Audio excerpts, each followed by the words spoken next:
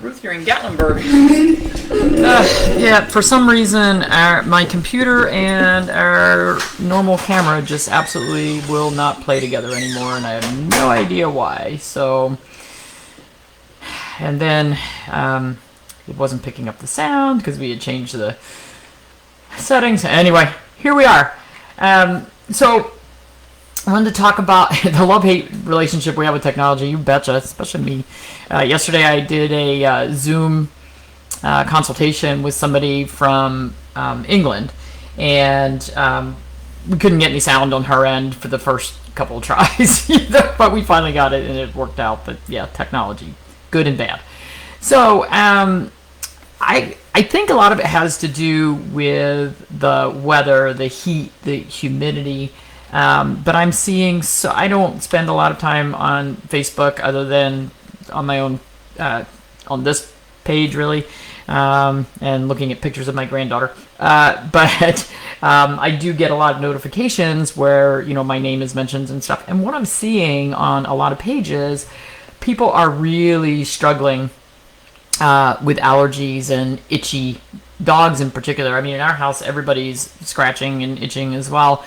One of the things that, whenever I see a Cavalier or a Brussels or any of the kind of what I call bubble-headed brachycephalic breeds doing a ton of scratching, and it's during the, storm season and that sort of thing, I always have to consider, could this be a neurologic problem like SM or CM? So if you have one of those breeds, you definitely need to consider that as one possibility.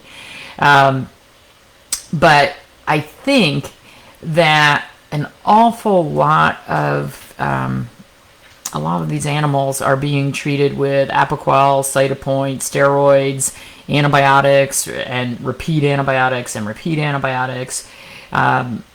steroids, antihistamines, and people are complaining, well, we've gone through multiple rounds of antibiotics, we've tried steroids, we've tried Apoquel, we've tried Cytopoint, nothing is working. If you've gone, first of all, the bacterial infection is secondary. The skin normally has a protective barrier, and it has good bacteria that live on the surface, good microflora, just like we have in our gut. We have microflora all over our inside and outside of our body that keep us healthy and keep the bad bacteria in check. When we get those infections in the skin, it's because that barrier has been broken.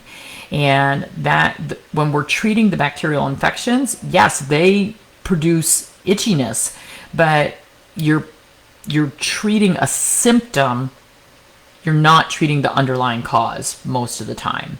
So, people going crazy saying, oh, my dog has yeast, and a lot of times they're wrong and it's not yeast, but I see a lot of people saying, well, I think my dog is yeasty because it's got a bad odor. It could be yeast, could be bacteria. You don't know until you look under the microscope.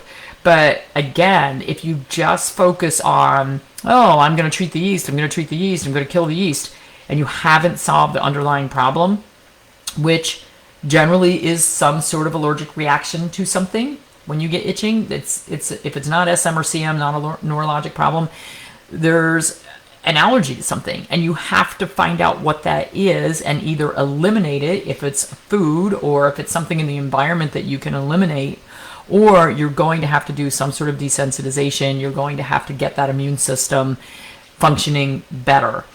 So I get a little frustrated, and I don't have time, and I don't feel like fighting with people to go on all these Facebook pages and tell people you're treating the wrong thing. But I think it's frustrating, and I know the owners are frustrated. And one thing that I think is often overlooked, and we had it happen in our family 4.5 years ago, mites. Sarcoptic mites can be very hard to find. Demodex mites can be very hard to find. I got a consultation request yesterday. The dog has been on all of the treatments, including ivermectin treatments for mites, and the dog still isn't better. I don't know if the dog has been allergy tested. So, it can be very frustrating trying to track down what's causing that itch, but you've got to find the cause.